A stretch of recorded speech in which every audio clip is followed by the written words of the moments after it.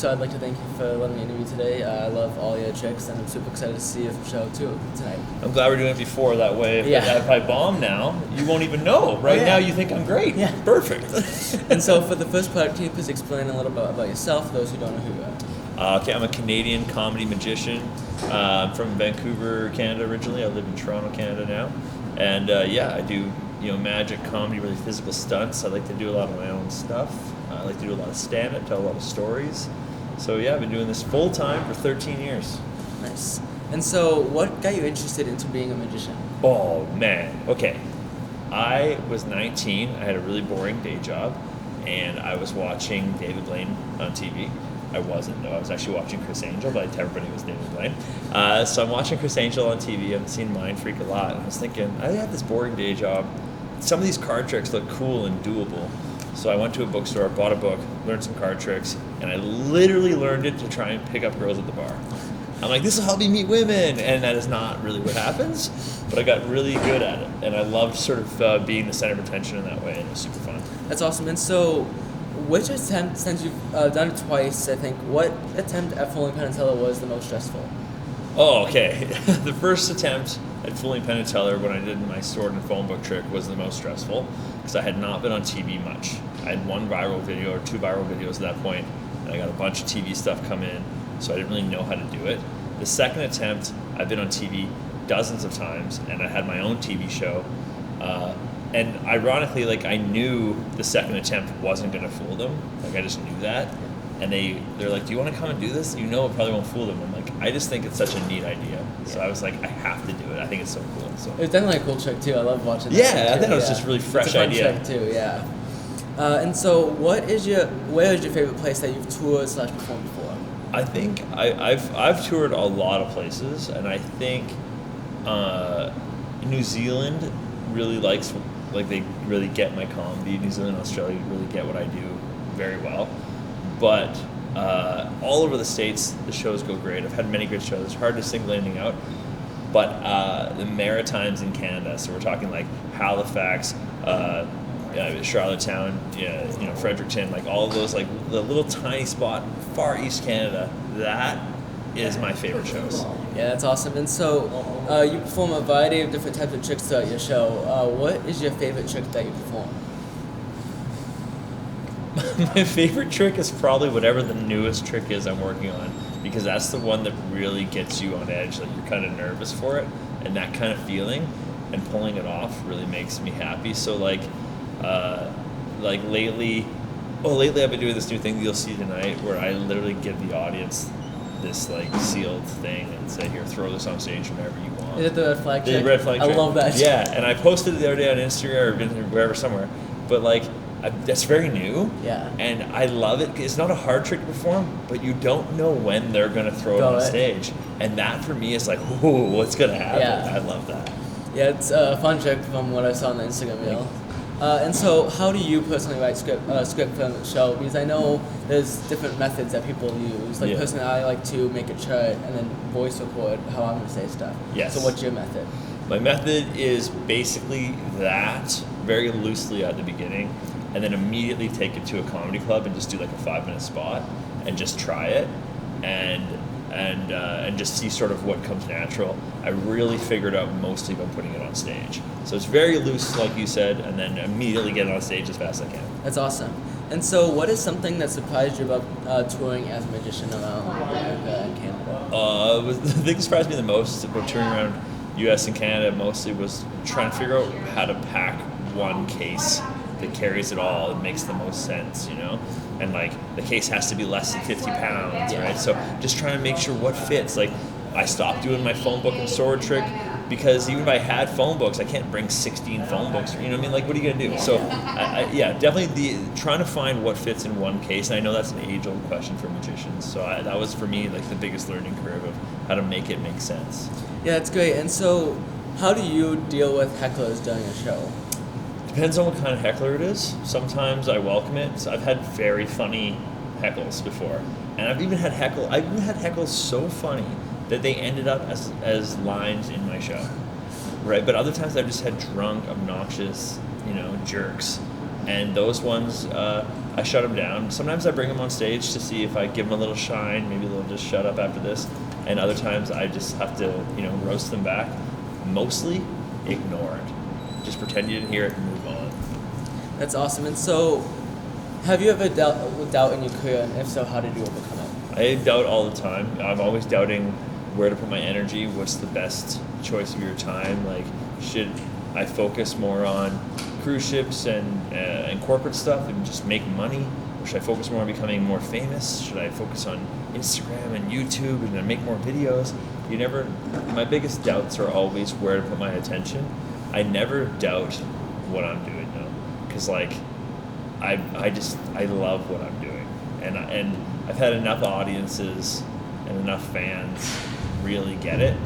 And I don't care how it ends up. I'd rather be a 10 out of 10 to 100 people than a 7 out of 10 to a million people. Yeah, for sure. And so, what advice would you give to your younger self? I would tell myself to start earlier.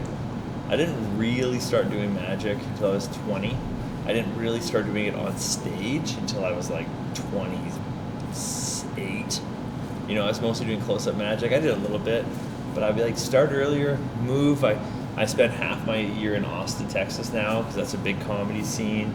And I would be when I tell my 28-year-old self, I'd be yeah, man, get out there and try harder. Don't just stay in Vancouver. So yeah, just take the leap.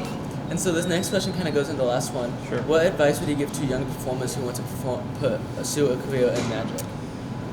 Oh man, if there's some way to simultaneously take advice and not take advice at the same time. I don't know how to explain it, but you gotta take certain advice. Because certain advice is just there to help you.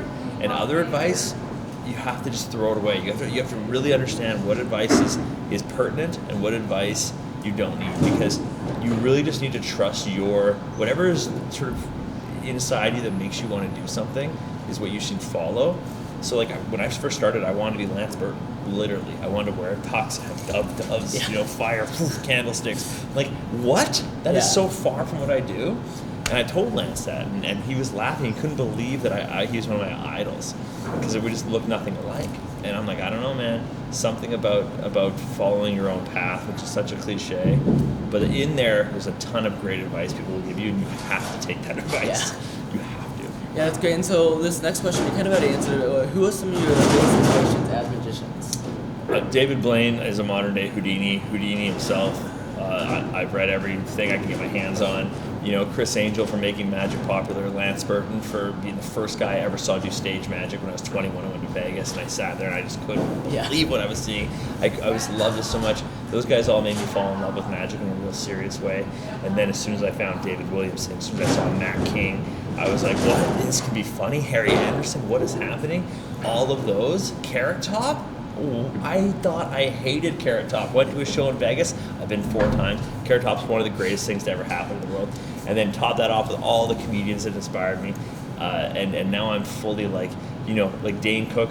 Used to be a kind of a joke for comedians. I don't care, man. That guy made me love comedy. Robin Williams, all these guys. I was this is amazing to me. So yeah, I have inspiration from everywhere. Yeah, that's great. And so since you fooled Penn and Teller the first time, you performed in Vegas in the show with the phone book, right? Yeah. And so, did they ever find out how you did it before you posted it? I'd love to tell you this. So yeah, when I go to film that show, I'm the last person that recorded that day, and no one had fooled them that day. I'm the last person. There was 12 acts, and I go up, do my thing, and then I'm fooled, and it's literally the end of the show, and they couldn't. It was just a really weird time. It's not how it airs. It airs differently. Yeah. Anyways. Teller runs after me backstage. Literally, I just get backstage. They're taking the mic off me, and Teller's how did it? Just right away. And I've never even spoken to Teller before, right? So I'm like, whoa, this is a moment. And I'm it was a missed call, right? And he's oh, he said, that's great. And then Penn is what do you say? And he comes running in. He's he said it was a missed call. And Penn goes, kicks open the door and leaves, and Teller's that's awesome. And Teller just wouldn't let me go. He just stood at the door and talked to me for so long. He was so excited. And that really, dude, when Teller is that excited for you. Oh yeah, and he's talking Yeah, and he's talking. Just all of it is just overwhelming. I literally, as soon as the elevator doors closed, I burst into tears. And so, It's funny that you say that because if you watch the video on the performance and you slow it down like everybody does nowadays, and you turn around, you can easily see the page. It was like a whole plane one or 2 seconds, and there's just like people with the story. I did it hundreds of times live, and I'd say 95% of the time you couldn't tell. It was a nice cloud. A lot of the times what I would do is I would get the pages from them. I would throw them and stab so I could create a nice little cloud. But on TV, I was like, I'm taking a big swing here. I'll let him throw it, but it was just so much. Dude, the first time he threw it, like, way over you. And normally that's fine, get the joke out of the way. But if I saw that in real time, and then in real you turn life, it around, I would be like, no way. And then you turn it around and fully. Yeah, I was like, I'll just try. That's awesome. And so that wraps up the question portion. So I have some magic trivia that Google says is the hardest magic trivia. I got this. So for the first question, which magician cut Daisy Duke herself, Catherine Batch, into 6 pieces in 1981? Doug Henning. David Copperfield. Damn it. Born April 4th, 1973, which performer, known for his close-up street magic as well as his feats of endurance? David Blaine. That is correct. Right away. At what age did Houdini become a professional magician? Oh, that's a good question. 14. 17. Oh, nice.